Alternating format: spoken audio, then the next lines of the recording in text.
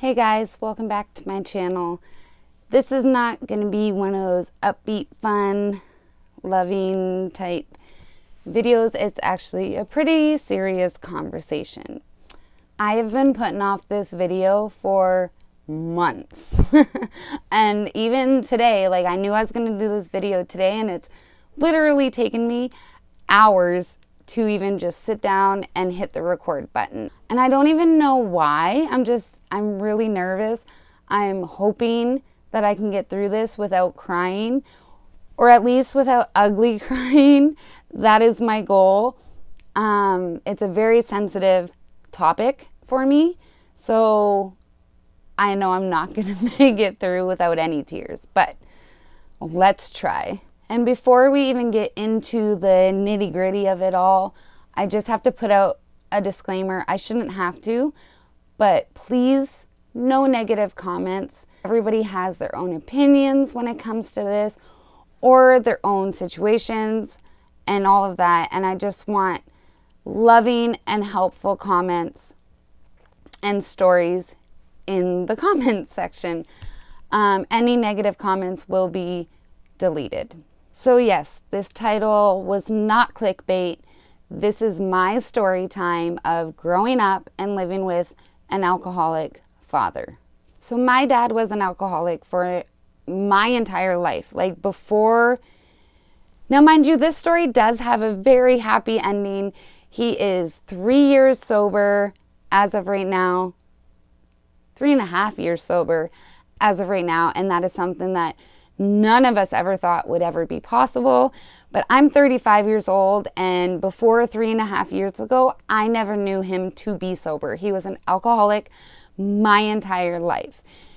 My friends loved it because he was so much fun and like always with jokes and dancing around. And, like, he was very fun. And honestly, if he was somebody else's dad, I would have thought he was the best dad in the world as well. But we did struggle behind the scenes. And if anything, like, that's a life lesson for everything. Like, you never know what is going on behind closed doors. He was an amazing man to anybody that he met. He would do anything and everything for everybody he knew and everybody he cared about. Even if he didn't like that person, but like my papa did or something like that. That's one example. He would still help them out. He is a helper, and that's probably where I get it from. But he's such an amazing, here we go. He's such an amazing man with the biggest heart ever, but he has a disease. And here's where the negative comments could start spiking up, and I do not want to see them. Everybody has their own opinion whether addiction is a disease or not. Scientifically, addiction is considered a disease. Now listen. So when you hear the word addiction, people usually automatically think alcohol or drugs. But you can be addicted to pop.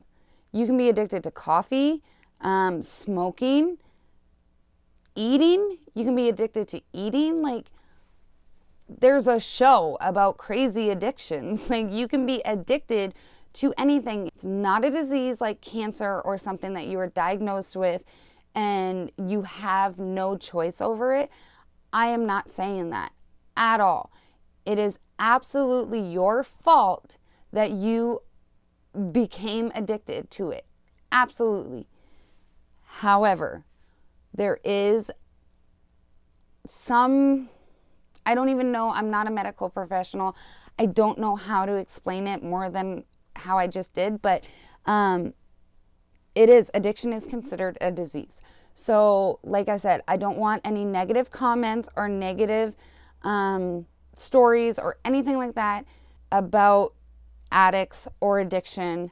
I am well aware that it is a choice. I'm saying it.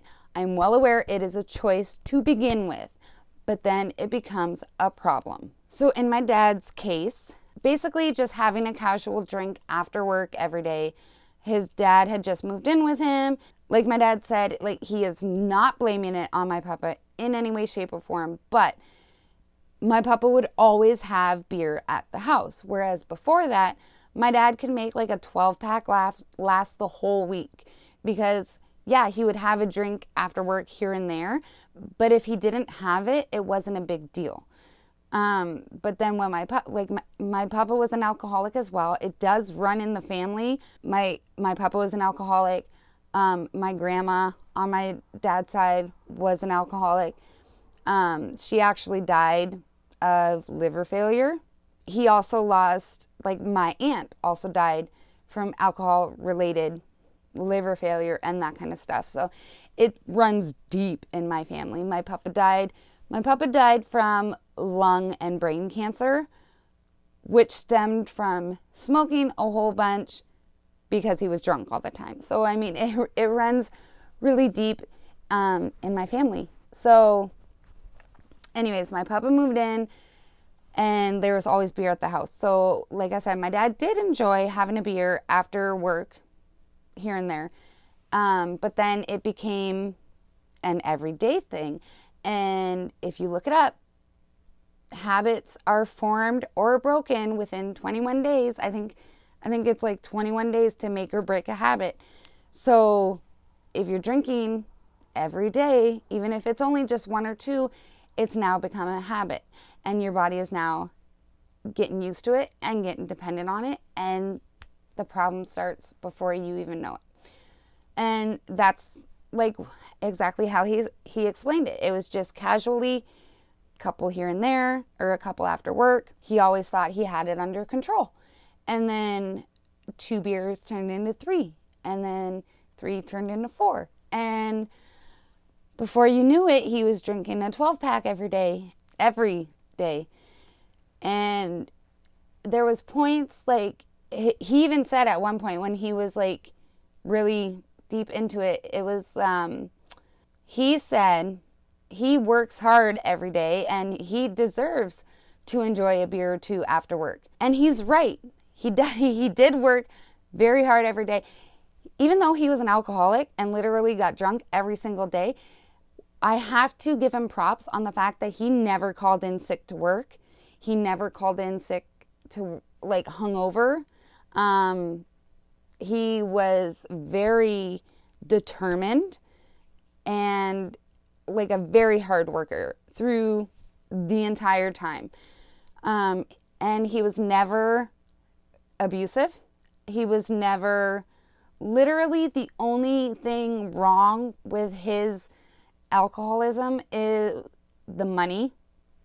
I'm going to get to that in a little bit, but definitely the financial struggles. And it's just, obviously, it's not healthy for you. Now, here's the thing. Although this is my story and my coming out story of how I lived with an alcoholic, I am going to be talking a lot about him because here's the thing. I never talked about this, even with my friends who knew he was a drunk and whatever.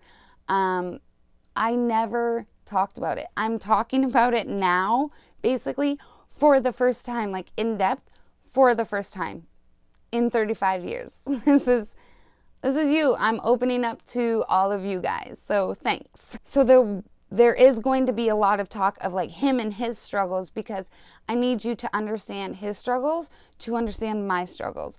And I don't even know, like, maybe nobody even cares to hear this story.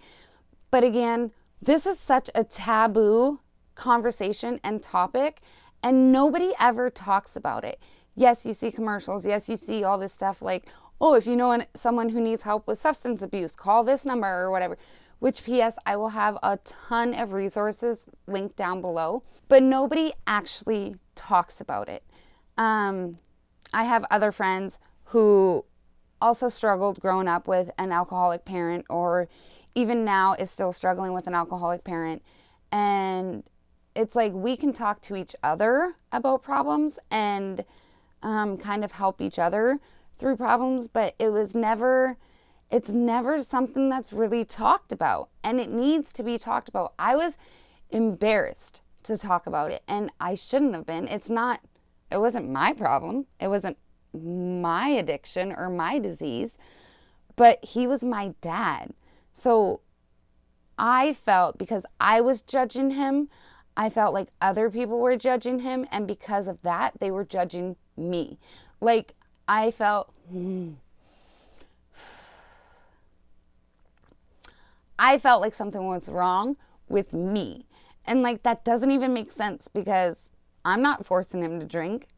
I don't think. Like, I'm not holding a gun to his head and making him drink. So it's not my problem. It's not my fault. Why did I feel so embarrassed to talk about it and feel like people were judging me about it? And that's why I want to make this video. And I want everybody that is going through that, no matter what age you are, to know, like, it's not your fault and you're not alone. A lot of people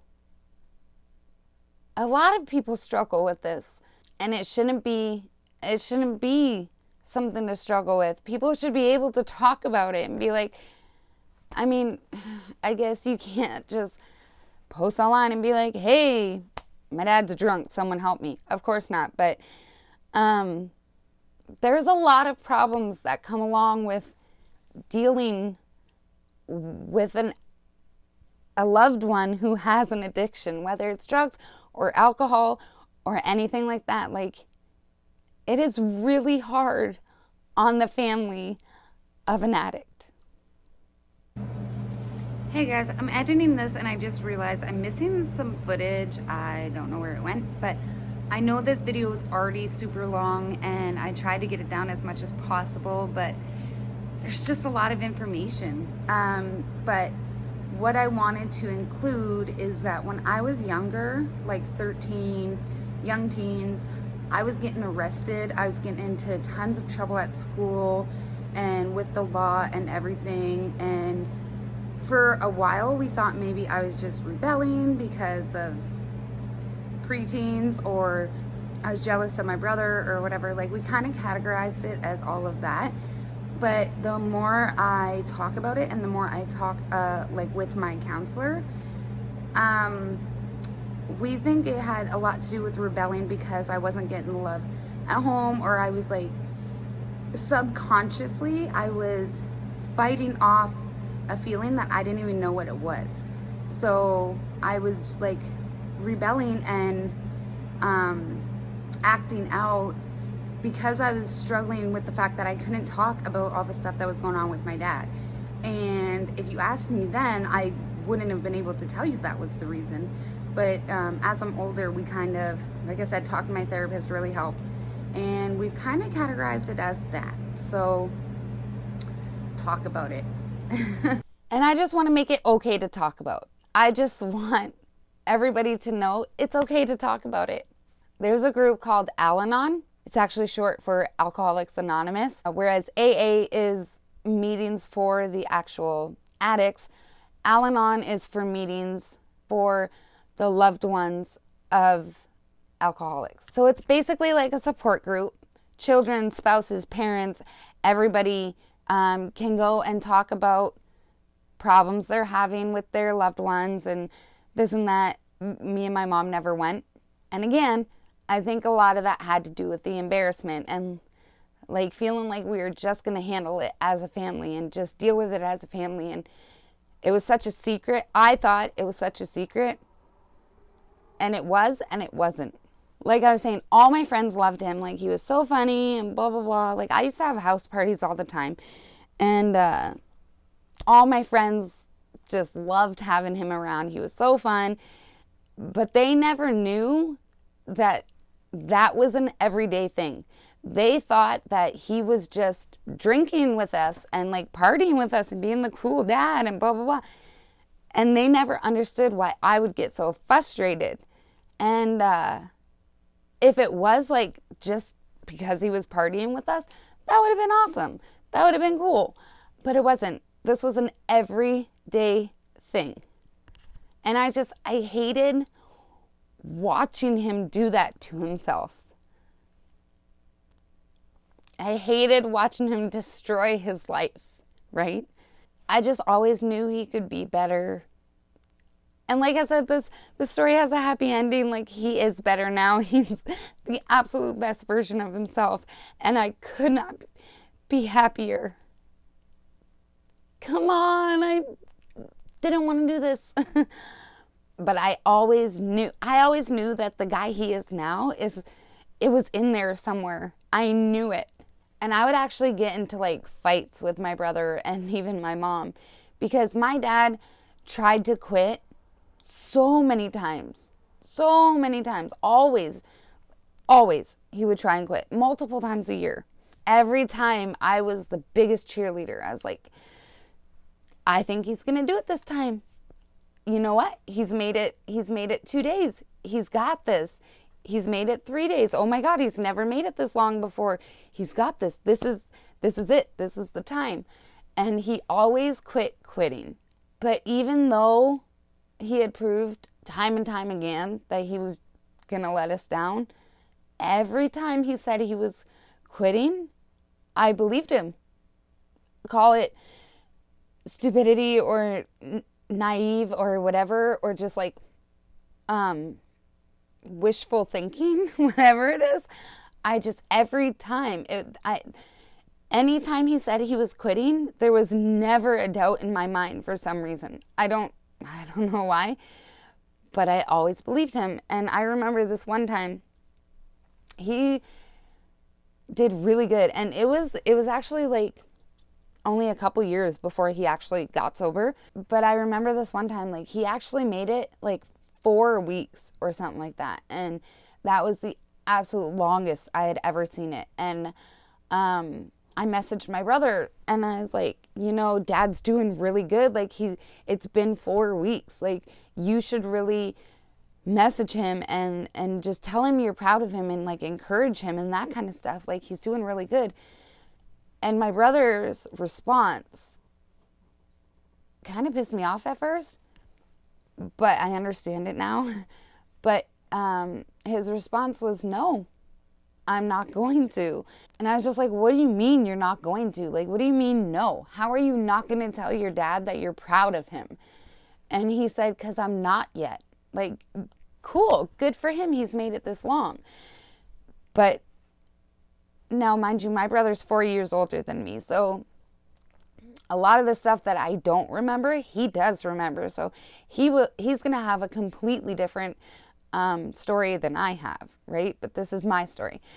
And I'm like, what do you mean? Like, no, what do you mean you're not proud of him? And he goes, I'm proud of him on the sidelines, but I can't tell him that because I have been let down so many times.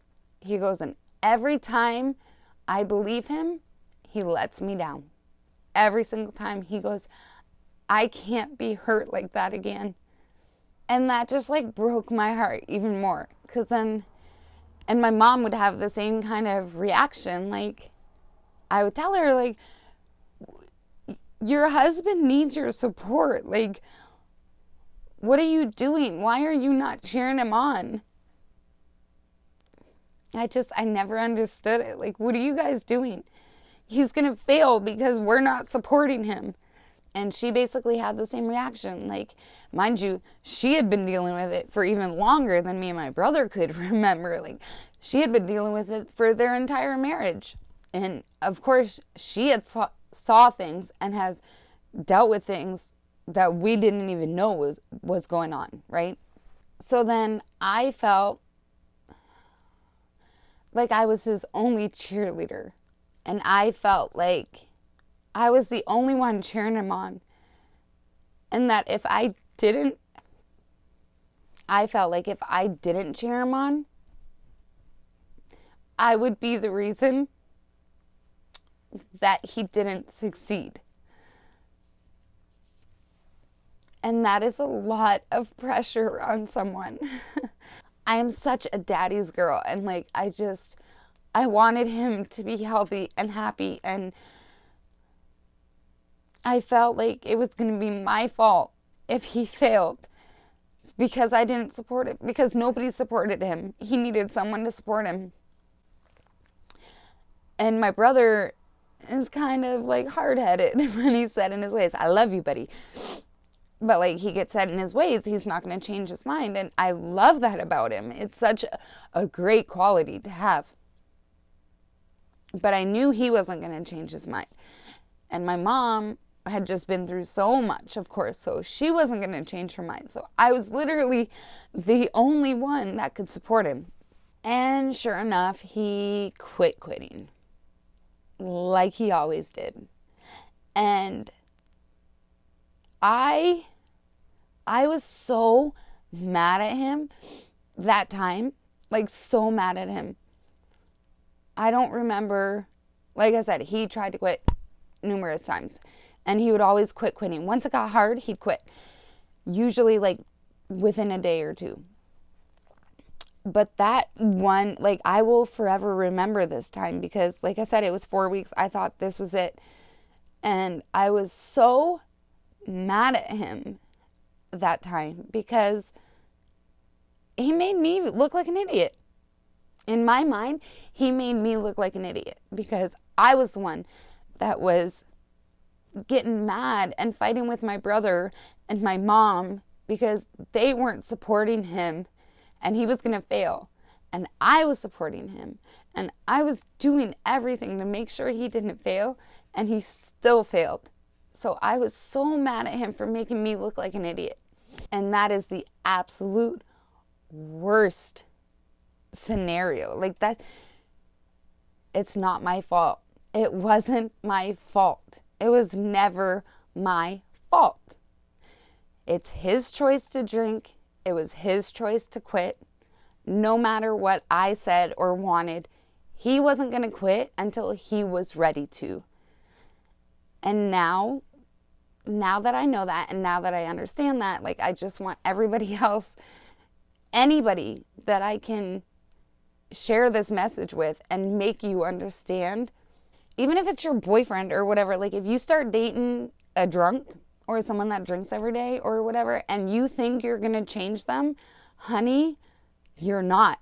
You cannot change them. They will not change unless they want to. Absolutely be their support and be their rock, because trust me, they will need it when it comes time. But they're not going to change because you want them to. They have to want to themselves. So let me set the scenario for you here. For the ones of you that are watching that don't know my dad or didn't know my dad. It was so bad to the point where when he decided to get sober and he told all of his grandkids, now they range from ages 3 at the time, 3 to 16, 15. None of them even knew he had a problem. They just thought that was how Grandpops was. He would get drunk every day. So the way he was acting and stuff, like, we knew the difference, but the kids never even noticed. The kids just thought that's how he was. And it may not sound like a big deal, but to me that sounds really, really sad that they only knew their drunk grandpops. They didn't even know the real him. And that was one of my biggest fears when he decided to get sober, which is so weird. I was afraid that he wasn't going to be fun anymore, because I knew a lot of his, like, kookiness and outgoing and fun-loving life of the party was because he was drunk. And I was worried that he was going to lose that. I was worried that he wasn't going to be fun anymore. Thank God that is not the case. He is just as fun-loving and just as fun dancing around and everything. The only thing really that has changed is his jokes have gotten a lot cleaner. But it was bad. Like, he drank and drove all the time. And I absolutely hated that.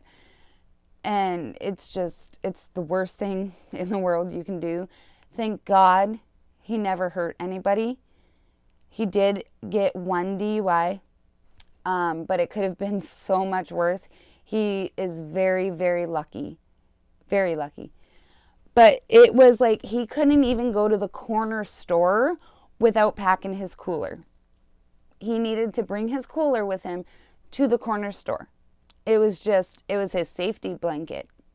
And it was just Like I said, he got very lucky. I wouldn't let him drive with my son in the car. I would always make excuses as to why he couldn't go, or I would just plan to go. But how sad is that you can't even ask your dad to help you with your child because you can't trust him to even come pick him up or drive him home? You know what I mean? Like, it was bad. He didn't even come to the hospital the night my son was born. Now, he was born at 2:30 in the morning, so it was really late, of course. My dad was awake, like he was checking in on the phone and whatever. And mind you, my dad does hate hospitals. He's had a lot of bad memories and history with hospitals. I mean, everybody kind of has, but most people that have would still go to the hospital to see their grandchild. Let's be honest. He blamed it on the fact that he doesn't like hospitals and it was late and blah, blah, blah. We all knew it was because he was drunk. Because he came up the next morning to see him. So, you couldn't have hated hospitals that much, you know what I mean? But it was really upsetting that he couldn't even come to the birth of his grandchild because he was drunk or had been drinking. He was so antisocial. He's very handsy, like, not in a bad way, but he can build anything, basically. I can't think of words right now, but so he built a man cave on the back porch, kind of like, can we just ignore my red ears? Thanks. This is a rough video. But he would come home from work, and he would sit on the back porch and just finish all his beers. And mind you, a smoker that drinks, and anybody can vouch for this, if you're a smoker, anytime you're drinking, you smoke more. Now, if you're getting drunk every day, you're smoking a lot. So he would sit on the back porch literally from the time he came home from work till the time he went to bed. And he would just smoke and drink and listen to music.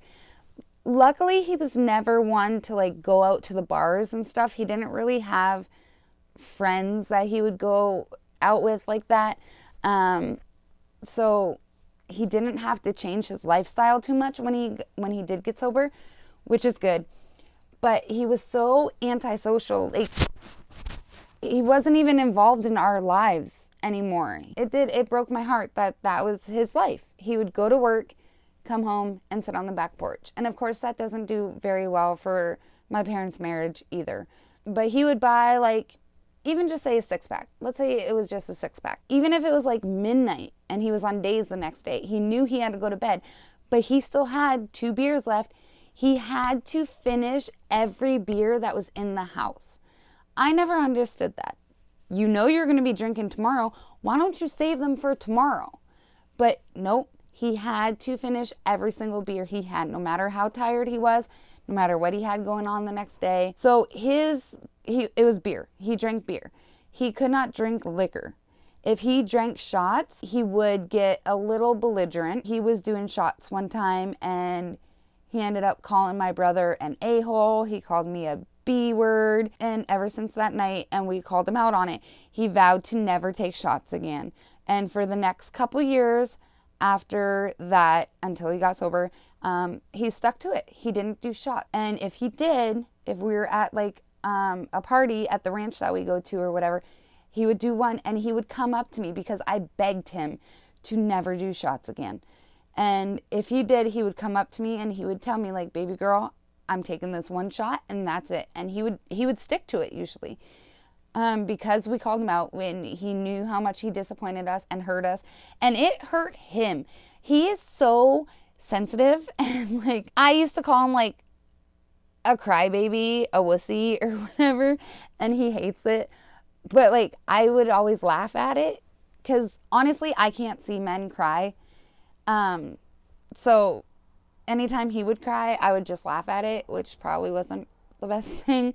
But the fact that he knew that he hurt us so bad made him never drink shots again or never do shots again. So that kind of just pushed that thought into me even more, as to like, you know that hurt us and you stopped doing it. Why can you not stop drinking? He wasn't ready. You have to be ready. You have to be ready to quit. For years we were asking him to go, and it was always a different excuse. Like, he couldn't afford to take the time off work. It doesn't work. It was a cult. Like, he would go to AA meetings, and while he was at the AA meetings, he would be watching the clock to see if he was going to make it in time for the beer store to close, before the beer store closed, while he's at the AA meeting.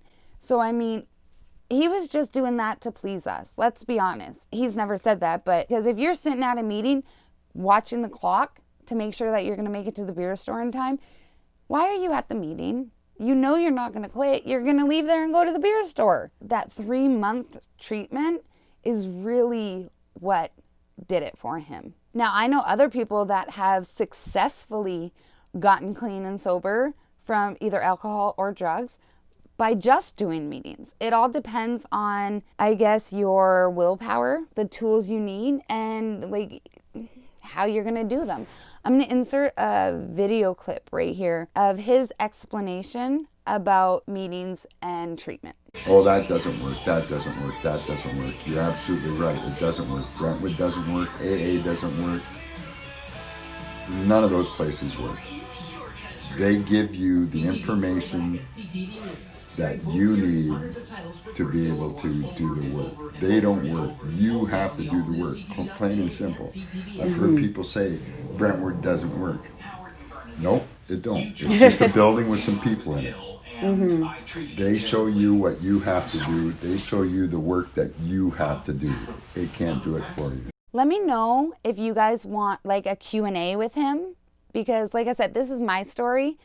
But he's very open and honest about talking about his struggles and everything. He's actually even been helping a couple other people on the road to recovery. So he's very open with everything, and he would love to be able to help anybody. So let me know if you guys want to do like a Q&A if you're struggling or you know somebody else that's struggling, and we'll set that up. Now, my mom is my absolute hero. The stuff that she had put up with for 36 years, I don't know if I would have been able to do it. And like, now that we're adults, she did tell me like a lot of it in the beginning was that she stuck it out for me and my brother. And that is so strong of her, especially since my brother is not her biological child. So me and my brother have the same dad, but different moms. But my mom had been in his life basically since the day he was born. So that is her child. She's never looked at him in any other way. And he's never looked at her in any other way. But for the fact, for her to say that she stuck with him because of us, I could never thank her enough or repay her enough, because now like we're all in such a good place. And it's because of her, honestly. They struggled financially, of course, because he was buying beer every day. And he, of course, my mom's the one that pays the bills, right? But he wasn't conscious of that, or even if he was, he didn't care necessarily. He would buy his beer. So there was times where our hydro would get shut off, or close to being shut off, or we were on the verge of being evicted, or like when we were really young. And they had a lot of financial struggles because she was trying to make every paycheck stretch and pay all the bills. And if they only had $20 left in the bank account to last them for the week, it didn't matter if they needed gas or groceries or anything like that. He needed his beer, plain and simple. He would borrow money. He never stole from anybody or whatever. He would borrow money from my papa, or even me when I started working. It was like nothing else mattered as long as he had his beer. But we never knew that. Me and my brother never knew this was a situation. We never knew that our hydro was shut off because of that. If it got to the point where our hydro was shut off, Mom would make up some sort of excuse like, oh, they're doing work in the area, so it's only off for a couple hours or something like that. Like, we never knew that we were struggling that bad. And that takes a superhero to put on a brave face like that. And mind you, my dad was a very empathetic drunk. Let's just say that. So although he didn't care that his addiction was taking all their money, he did care that he was hurting us so much. He got to the point where he didn't care if he lived anymore. He actually got upset when he woke up because he woke up. He never wanted to take his own life because he didn't want to hurt us like that. There was one time when I was really young. Not really young because I do remember it, but I think I was around like 8 maybe. So I barely remember it. But he did attempt to take his life because he knew that this had just gotten so bad and he couldn't control it anymore. He couldn't help himself. He kept trying to quit and it wasn't working and he was giving up and he thought there was no hope left for him. He thought he was too damaged and that we would be better off without him and all that stuff. But thankfully, he failed at that. That was a good fail because, like I said, we're all living such a good life now. He's happier than I have ever seen him in my entire life. And he just keeps saying that, like, had I known that this is what life was going to be like, I probably would have quit years ago. And, like, that's the message I want to give out as well. Like, not only should we be talking about this, but for anybody that is struggling, anybody that's struggling with addiction, like, there is a light at the end of the tunnel.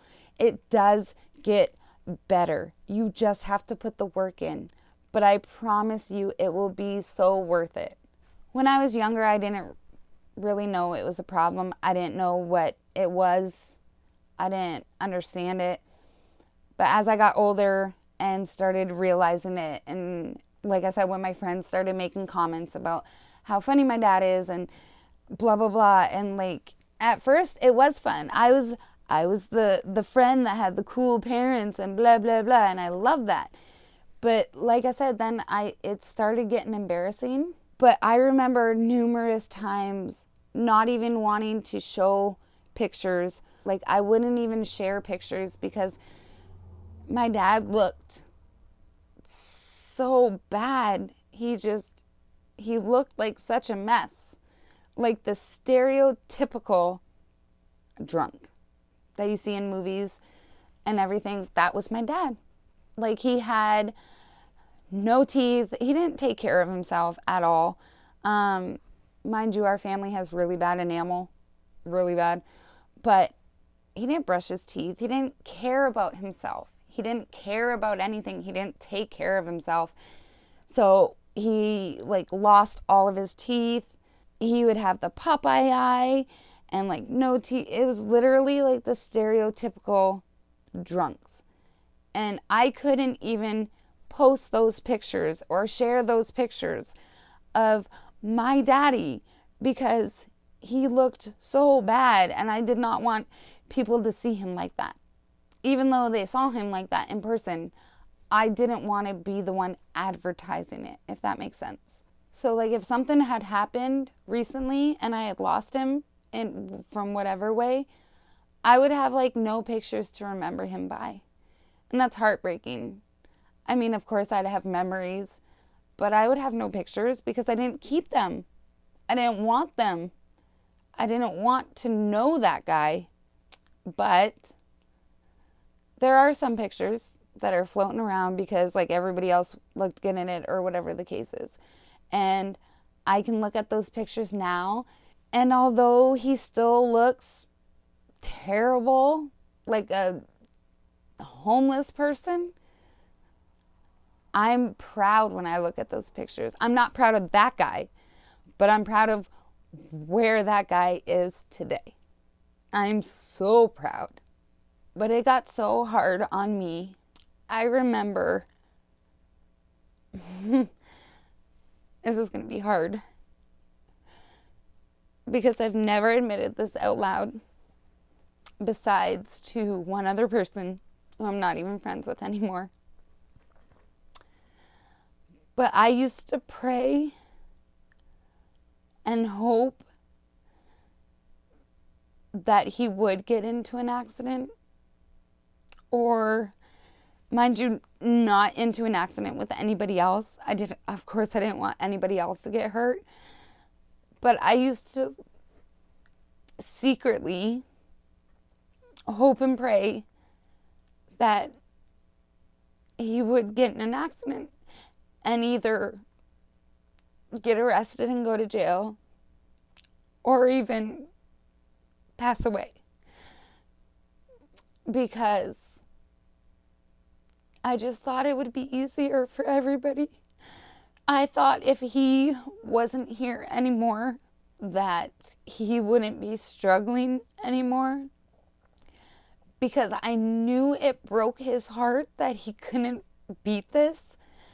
And it broke his heart that he couldn't fight off these demons. So I just thought it would be easier if he was gone, because nobody would be hurting anymore. Like that, I remember distinctively, Carrie Underwood came out with a song called Blown Away. And if you watch the video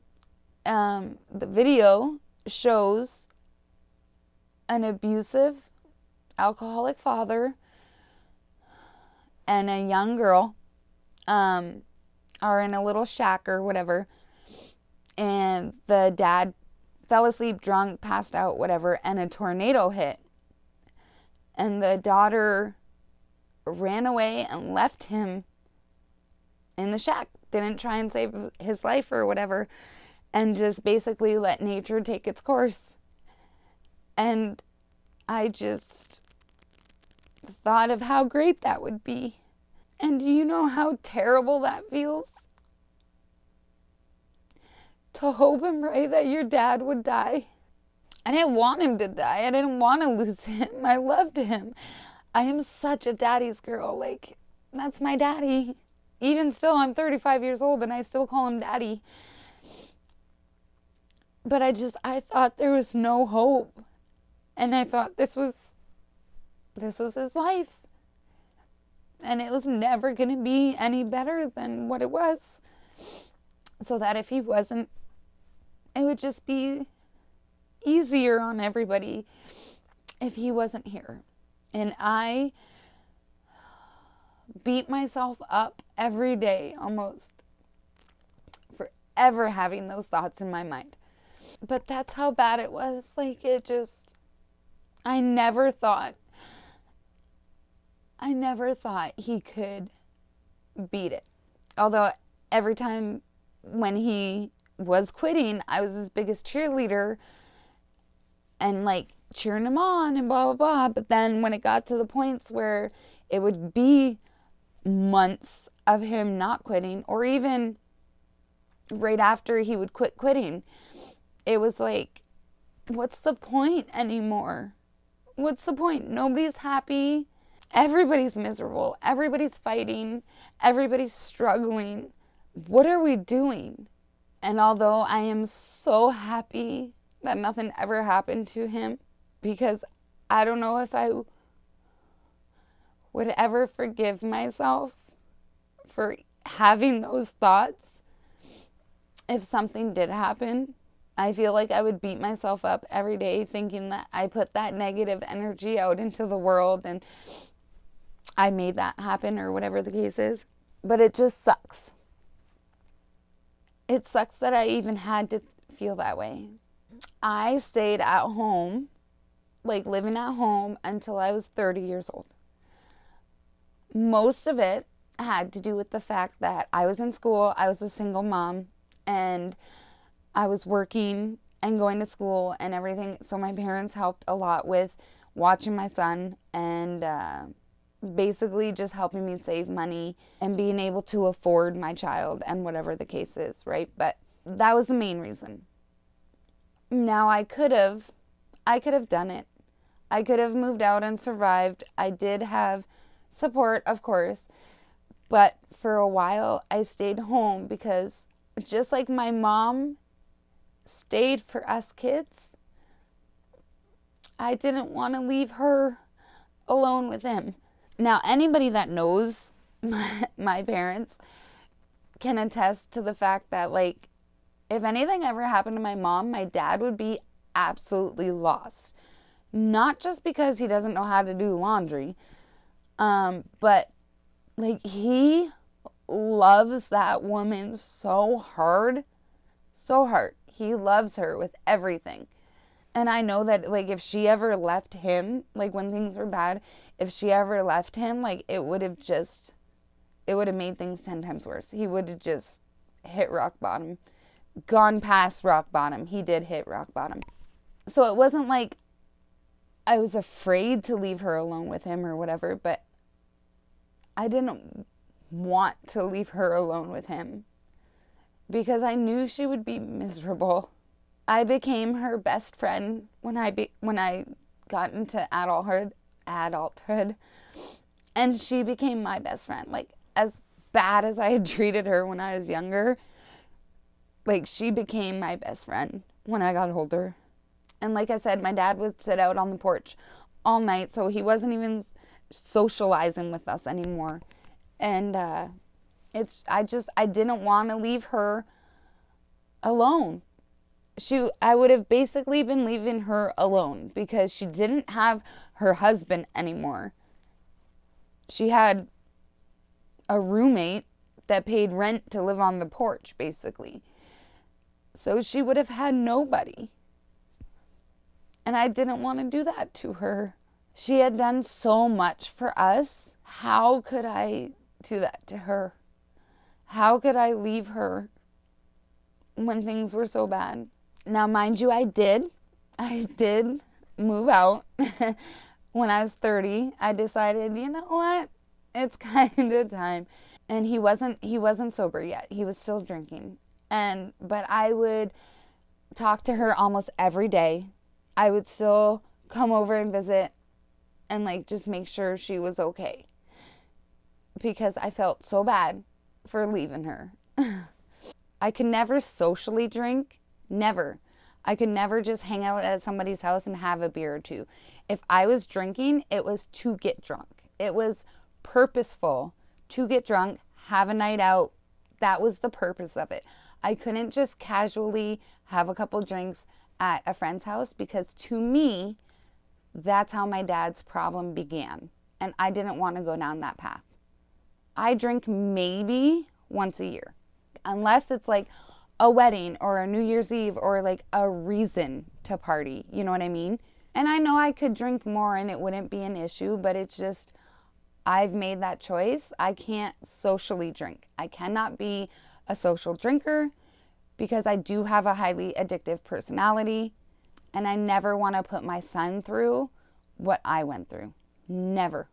The problem comes when you aren't socializing and still need to drink. That's where I think the problem comes from.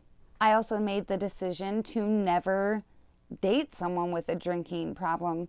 I have dated a couple people that they didn't necessarily have a drinking problem to the point where, like, they had to drink every day, but they drank quite a bit. And when they did drink, they became a completely different person, and I left them. I don't want to be my mom. No offense to her. Like I said, she's my absolute superhero. I would never be able to thrive the way that she has and go through all the stuff that she has and still come out with a smile. Never. I'm not strong enough. And for that reason, I cannot be with someone like that. I cannot date my father. But then, 3.5 years ago, everything changed. Now, when he told me this, I will remember this for the rest of my life. I remember this night for the rest of my life. My parents came over. It was a random night, and they had called and said they wanted to come over for dinner because they had to talk to me. And I looked at my husband and I was very scared. I thought they were coming to tell me that they were getting separated. They were divorcing or whatever. That was always on the back of my mind because not many people would have put up with what my mom put up with, to be honest. That's where my mind went. My mind was like, okay, my mom's finally had enough. This is it. So we were sitting out back at the picnic table, and my dad told me he was going to treatment. And I lost it. I just bawled. I can't even explain the feeling. It just came out of nowhere, and I just lost it. Because I knew that he was serious this time. All those other times, he wasn't serious enough. Yeah, he was trying to quit. Was he doing it to like please us because we were complaining about it or whatever? I don't know. But this time it was real. He was getting help.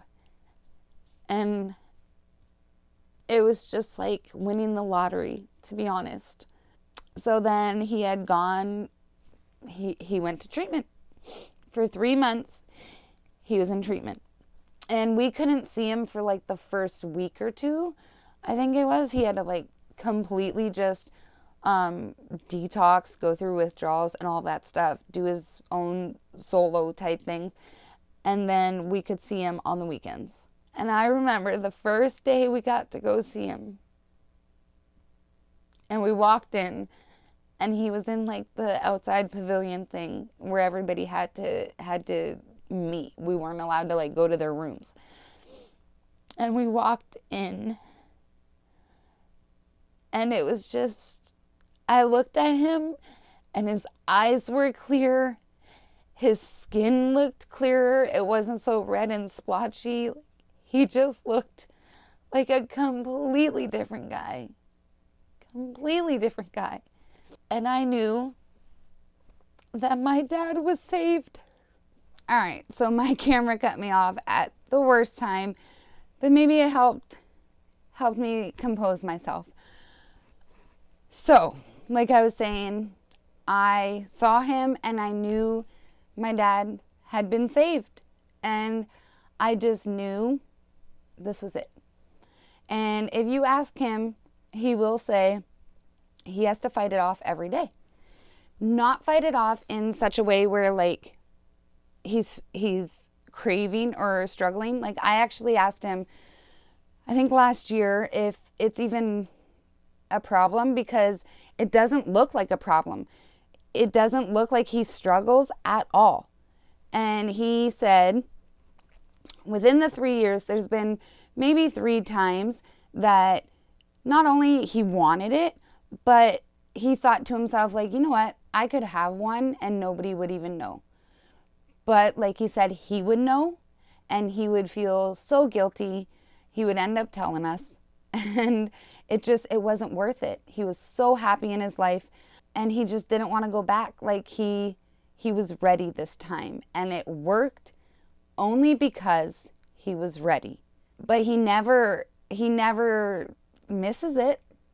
He never thinks about wanting it or anything like that. So it is possible. And that's one of the things I want you to take away from this, whether you're struggling with an addiction or you know somebody that's struggling with addiction and you don't think it's ever going to get better. It absolutely can if they are ready and they put in the work. So on my wedding day, my dad was able to walk me down the aisle completely sober. He actually was celebrating 1 year and 5 days sober on my wedding day. And it was the absolute best wedding gift I could ever have received because I never, ever thought that was a possibility.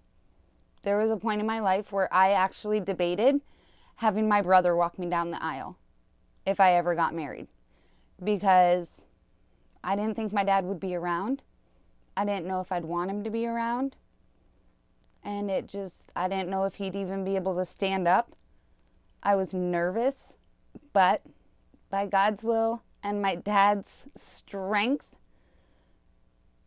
he walked me down the aisle completely sober and has been ever since.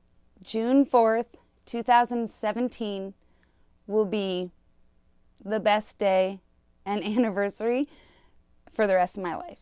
And this isn't to say he'll never go back to it. And he'll be the first one to say he can't say he will never go back to it. As of right now, he never wants to go back to it. And he wants to believe he'll never go back to it. But he can't say he never will.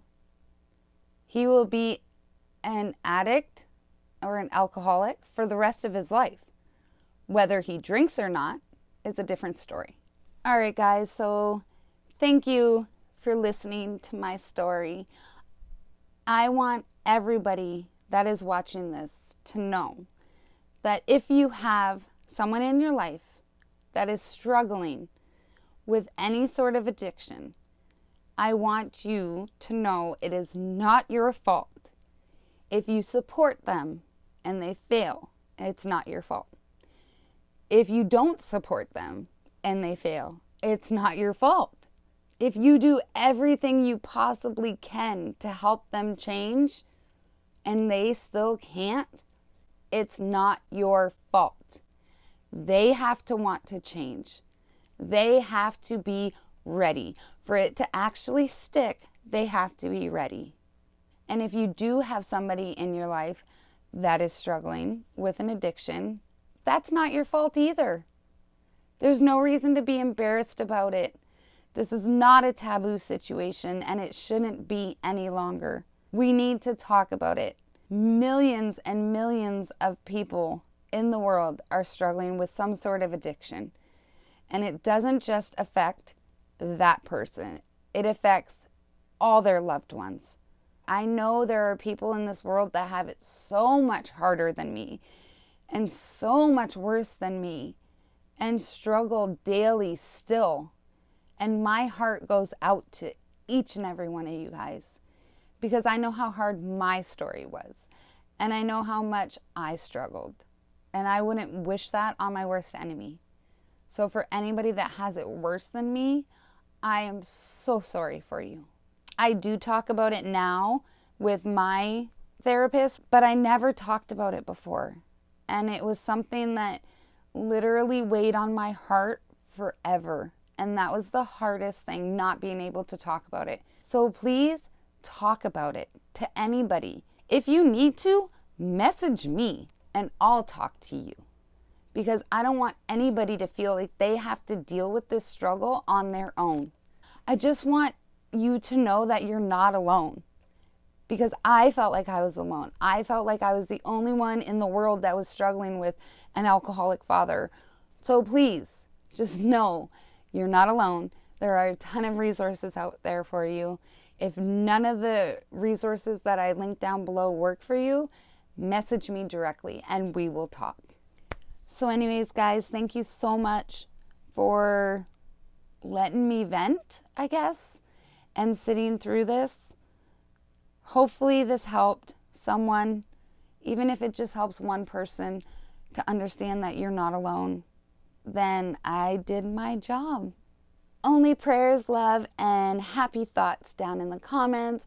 Remember, any negative or nasty comments will be deleted, especially on this topic.